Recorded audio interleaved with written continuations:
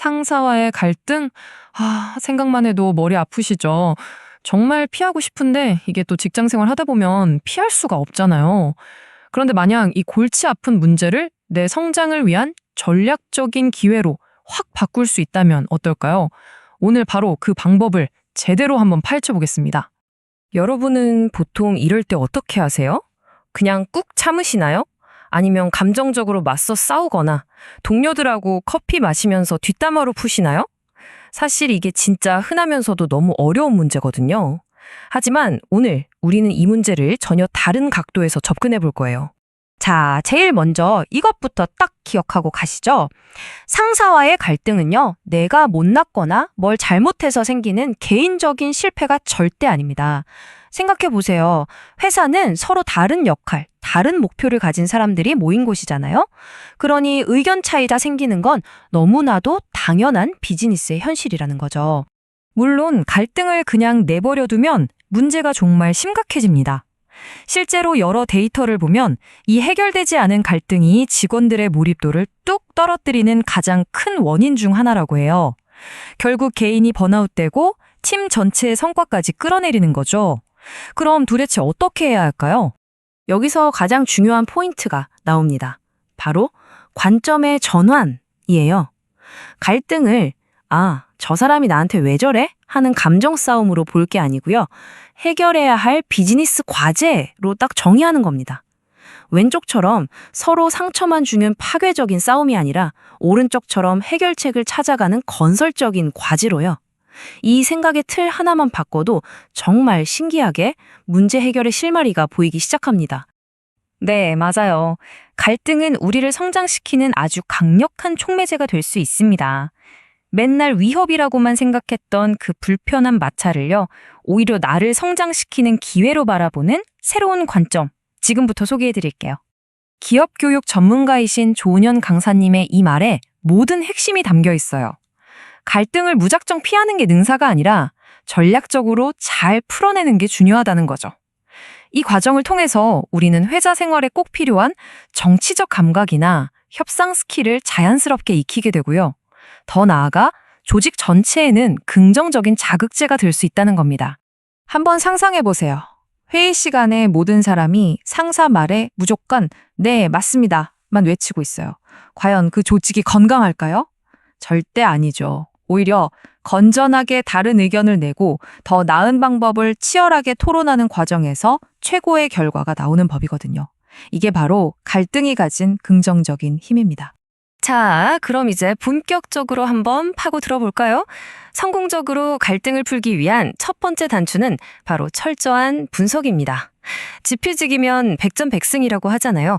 갈등 상황에서도 상사는 어떤 사람이고 나는 어떤 사람인지 양쪽을 아주 객관적으로 파악하는 것부터 시작해야 합니다.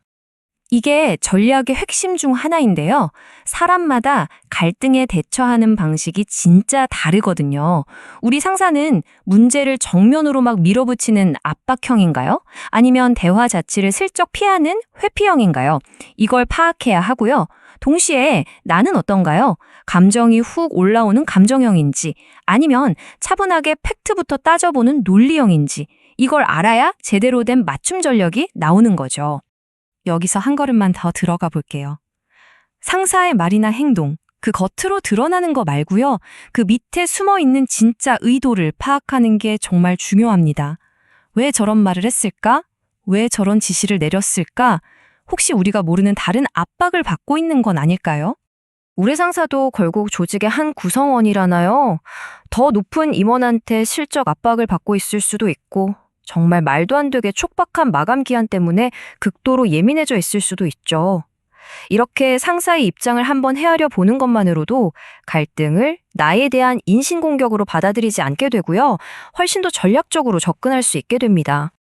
자, 분석을 마쳤다면 이제 실전으로 나아갈 시간입니다. 주은현 강사님이 제시하는 이 명확한 7단계 프로세스만 잘 따라가면요. 아무리 껄끄럽고 어려운 대화라도 훨씬 더 수월하게 풀어갈 수 있을 거예요. 전체적인 흐름은 이렇습니다. 일단 내 감정부터 가라앉히고 상대의 의도를 이해하고 대화하기 좋은 타이밍을 잡아서 나 전달법으로 부드럽게 대화를 시작하는 거죠.